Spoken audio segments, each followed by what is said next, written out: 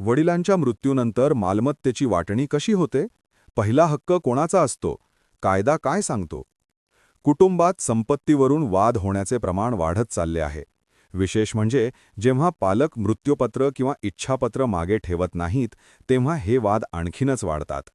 अनेक घरांमध्ये वडिलांच्या मृत्यूनंतर सर्वात मोठा हा प्रश्न निर्माण होतो की जर मृत्यूपत्र लिहिले नसेल तर मालमत्तेवर पहिला अधिकार कोणाकडे जातो? आणि जर मृत्यूपत्र असेल पण त्याची नोंदणी केलेली नसेल तर त्याला कायदेशीर मानले जाते की नाही?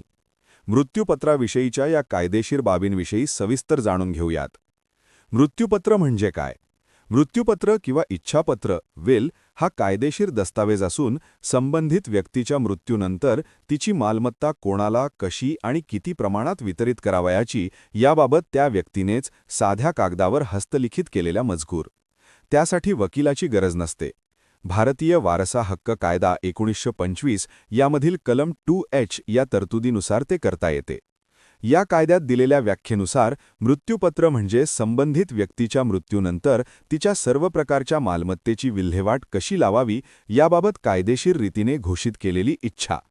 मृत्यूपत्राचे संयुक्त, सामायिक, स्वलिखित, नोंदणीकृत व जमा केलेले मृत्यूपत्र असे 5 प्रकार आहेत. हा कायदा मुस्लिम व्यक्तीच्या मृत्यूपत्रासाठी लागू होत नाही. Hindu, Christian, Parsi, Anglo Indians आदींना हा कायदा लागू आहे. वडिलांच्या मृत्यूनंतर पहिला हक्क कोणाचा? कायद्यांमध्ये याची स्पष्ट उत्तरे आहेत, परंतु अनेक लोक या नियमांबाबत अनभिज्ञ आहेत. अशा प्रकरणांमध्ये प्रामुख्याने 2 कायदे लागू होतात: भारतीय उत्तराधिकार कायदा 1925 आणि हिंदू वारसा कायदा 1956.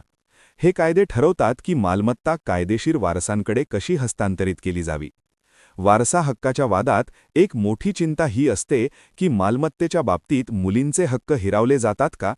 याबाबत कायदा स्पष्ट आहे. हिंदू वारसा सुधारणा कायदा 2005 नंतर मुलींना मुलांइतकेच कायदेशीर अधिकार प्राप्त झाले आहेत.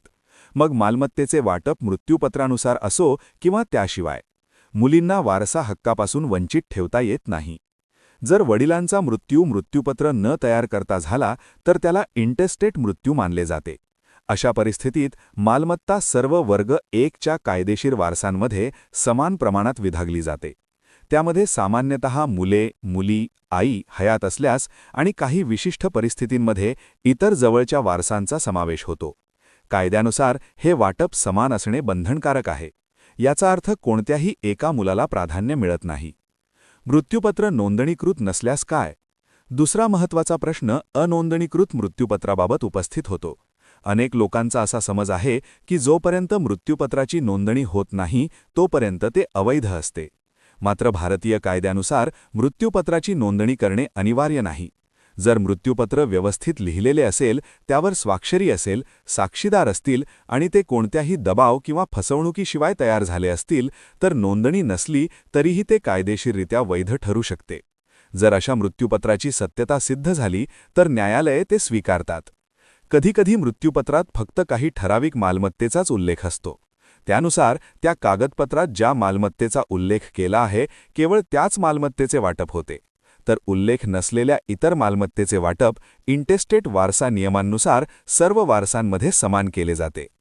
एकूणच कायद्यात 3 गोष्टी स्पष्ट करण्यात आल्या आहेत. अनोंदणीकृत मृत्यूपत्रे वैध असू शकतात, मुलींना समान वारसा हक्क आहेत आणि जर मृत्यूपत्र नसेल तर मालमत्तेचे कायदेशीर वारसांमध्ये समान वाटप झाले पाहिजे.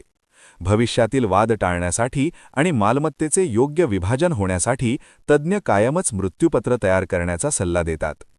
मुलींच्या हक्कांबाबतचा वाद. अनेक दशकांपासून वडिलोपार्जित मालमत्तेच्या बाबतीत मुलींना मुलांपेक्षा वेगळी वागणूक दिली जात होती. परंतु 2005च्या हिंदू वारसा कायद्यातील दुरुस्तीमुळे हे चित्र पूर्णपणे बदलण्यात आले.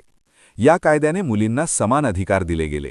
त्याचाच अर्थ असा की जन्मापासूनच त्यांना मुलांइतकेच कायदेशीर दर्जा प्राप्त झाला आहे. या सुधारणेने संपूर्ण भारतातील वारसा हक्काचे नियम बदलले. विशेषतः ज्या राज्यांमध्ये पारंपरिक प्रथांमुळे महिलांना जमिनीच्या मालकीपासून दूर ठेवले जात होते. आज मुलीच्या वैवाहिक स्थितीचा तिच्या हक्कावर कोणताही परिणाम होत नाही. या दुरुस्तीचे परिणाम केवळ कायद्याच्या पुस्तकांपुरते मर्यादित राहिले नाहीत. आर्थिक नियोजकांचे म्हणणे आहे की यामुळे महिलांची आर्थिक सुरक्षितता आणि कुटुंबातील त्यांचे महत्त्व वाढले. समाजशास्त्रज्ञांचे असेही मत आहे की समान वारसा हक्कांच्या जागरूकतेमुळे पालकांच्या मालमत्ता वाटपाच्या पद्धतीतही बदल झाला आहे. तरीही जुन्या समजुतींमुळे वाद सुरूच आहेत. वकिलांचे म्हणणे आहे की आजही काही भावंडांना असे वाटते की मुलांचा वाटा मोठा असावा, परंतु न्यायालयात गेल्यावर त्यांना कायदा समानतेचाच आदेश देतो.